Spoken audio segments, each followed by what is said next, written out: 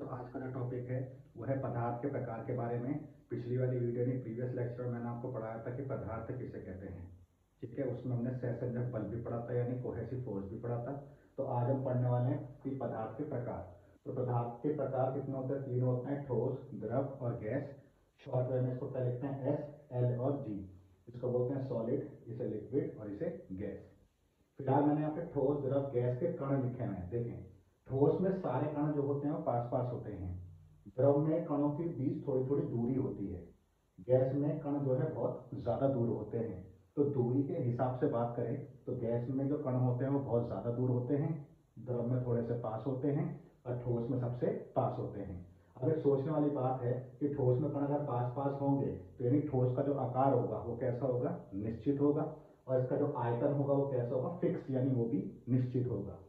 द्रव की बात करते हैं तो द्रव का जो आयतन है, सपोज करें मैंने अगर 1 लीटर पानी लिया है, 1 लीटर पानी का जो आयतन है वो तो फिक्स रहेगा कि वो 1 लीटर है। पर अगर मैं उस पानी को सपोज करें भगोने में, या सपोज करें कुकर में, कढ़ाई में, किसी बॉटल में रख दूं, तो वहाँ उसका जो आकार है वो धीरे धीरे चेंज होता जाएगा। मतलब कुकर में रखेंगे तो कुकर का आकार ले लेगा, या किसी बीकर में रखेंगे तो उसका आकार ले लेगा, कढ़ाई में रखेंगे उसका आकार ले लेगा। इसका मतलब जो आकार है द्रव का वो क्या रहेगा? वो चेंज होता रहेगा, यानी निश्चित नहीं है।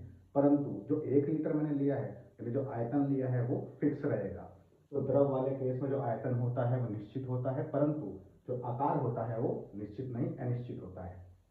ऐसी बात करें गैस की, तो गैस के कण कहाँ होते हैं? दूर दूर होते हैं। कण अगर दूर दूर होंगे इसका मतलब जो आकार है वो फिक्स नहीं रह पाएगा, और जो आयतन है वो भी फिक्स नहीं रह पाएगा। सबको पता है गैस को जिस रूम में, जिस जगह पे छोड़ते हैं तो वो गैस उस रूम या जगह का आयतन ले लेती है। इसलिए गैस का जो आयतन है वो फिक्स नहीं होता। और जो आकार है वो डिपेंड करता है कि हमने गैस जो छोड़ी है, यानी गैस हमने कहाँ पे सर्कुलेट की है, उसी का ही वो आकार ले लेती है। इसका मतलब गैस का जो आकार है और जो आयतन है वो दोनों निश्चित नहीं होते। अब यहाँ ठोस, द्रव और गैस के कुछ गुण हैं जो हम एक एक करके पढ़ेंगे। देखें, ठोस की बात करते हैं आकार की, तो आकार इसमें कैसा होता है? निश्चित। द्रव की बात करें तो द्रव में जो आकार होता है वो अनिश्चित होता है। और गैस की बात करें तो गैस में भी अनिश्चित होता है। इसके बाद करें आयतन की, तो ठोस का जो आयतन है क्योंकि वो बिल्कुल फिक्स है, तो इसका मतलब इसका आयतन कैसा होगा? निश्चित। ऐसी बात करें किसकी? द्रव की, तो द्रव का जो आयतन होता है वो भी क्या है? निश्चित। और जो गैस की बात करते हैं तो गैस में आयतन कैसा होता है? अनिश्चित। यानी गैस वाले केस में दोनों ही चीजें क्या होंगी? अनिश्चित होंगी। अब बात करते हैं दृढ़ता। दृढ़ता का मतलब होता है हार्डनेस, यानी स्ट्रेंथ की बात करें तो जो हमारे पास ठोस होते हैं ये दृढ़ होते हैं। द्रव सबको पता है कि इनमें तरल गुण होता है, ठीक। और जो गैस होती है वो संपीड़िय होती है। संपीड़िय क्या होता है ये हम इस वाले पार्ट में देखेंगे, संपीड़ितता में, ठीक। तरलता का मतलब बहने के गुण की बात करें तो ये नहीं बहता, ये ऊपर से नीचे की ओर बहता है, यानी ऊपर से नीचे की ओर बहता है। और इसकी बात करें तो गैस किसी भी दिशा में, यानी प्रत्येक दिशा में बह सकती है, ठीक है। तो जो हमारे पास ठोस होते हैं तरलता उनमें नहीं होती, यानी इनमें बहने का गुण नहीं होता, जो ऊपर से नीचे की ओर बहती हैं। और जो गैस होती है वो प्रत्येक दिशा में बह सकती हैं।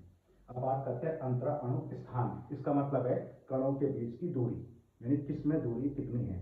ठोस की बात करें तो कण पास पास है, यानी दूरी बहुत कम होगी। द्रव के कण थोड़े से दूर दूर हैं, यानी दूरी थोड़ी बढ़ जाएगी।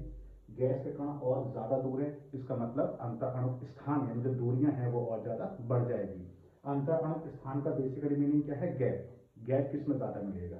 तो गैस में सबसे ज्यादा है, द्रव में थोड़ा कम है, ठोस में सबसे कम है। तो अंतर अणु स्थान इसमें सबसे कम, थोड़ा अधिक और इसमें बहुत अधिक। अब बात करते हैं आकर्षण बल की। आकर्षण बल का मतलब होता है कणों को पास पास लेकर आने का। जिसमें कण की बात करेंगे तो कण जहां पास पास ज्यादा होंगे वहां पर आकर्षण बल का मान भी ज्यादा होगा। अब सबको दिख रहा है कि ठोस में कण पास पास है तो आकर्षण बल यहाँ पे ज्यादा होगा, थोड़ा दूर है तो कम होगा। गैस में कण और भी दूर है तो यह सबसे कम होगा। तो इसका मतलब है ठोस में आकर्षण बल सबसे अधिक, इसमें कम, इसमें और कम मिलेगा। अब बात करते हैं संपीड्यता। संपीड्यता का मतलब होता है किसी चीज को प्रेस करना यानी दबाना है, यानी कौन चीज दब सकती है। अब दब वही चीज सकती है जिसमें खाली स्थान तुम्हारे पास होगा तो उसको दबा पाओगे। अब खाली स्थान कहाँ पे सबसे ज्यादा है? गैस में है। गैस में खाली स्थान होगा तो तुम इनको दबाओगे तो थोड़ा अंदर की ओर खिंचेंगे क्योंकि इनके पास बहुत सारा स्थान खाली है। यहाँ खाली स्थान ठोस में बिल्कुल नहीं है, इसका मतलब ये खिसकने वाले नहीं है। इसका मतलब संपीड़ितता सबसे ज्यादा किसकी होती है? गैस की, उससे कम द्रव की और सबसे कम ठोस की। तो इसका मतलब ये हो गया सबसे कम, ये कम, ये सबसे अधिक। ठीक, अब लास्ट जो पॉइंट हमारे पास आता है वो क्या था? गतिज ऊर्जा। गतिज ऊर्जा का मतलब होता है जो कण गति कर रहे हैं उनके पास जो ऊर्जा होती है उसको हम बोलते हैं गतिज ऊर्जा। अब देखें, इन तीनों की बात करते हैं, ठोस, द्रव और गैस। तो सबको पता होगा कि जो गैस के कण हैं वो इधर उधर भागते रहते हैं। अब इधर उधर भाग रहे हैं, इसका मतलब उनमें गतिज ऊर्जा सबसे ज्यादा होगी। ठोस में आकर्षण बल बहुत ज्यादा होता है जिससे कण बहुत पास पास होते हैं, यानी मूव यानी गति नहीं कर पाते। इसका मतलब इनमें गतिज ऊर्जा सबसे कम होगी। ये हो गया सबसे कम, ये थोड़ा कम और ये सबसे अधिक हो जाएगा। तो आई होप ये वीडियो आपको समझ में आ गई होगी कि पदार्थ के जो प्रकार होते हैं वो कितने होते हैं और इन सभी के गुण जो हैं वो क्या क्या होते हैं। तो इस टाइप की वीडियो देखने के लिए आप हमारे चैनल को देखते रहिए।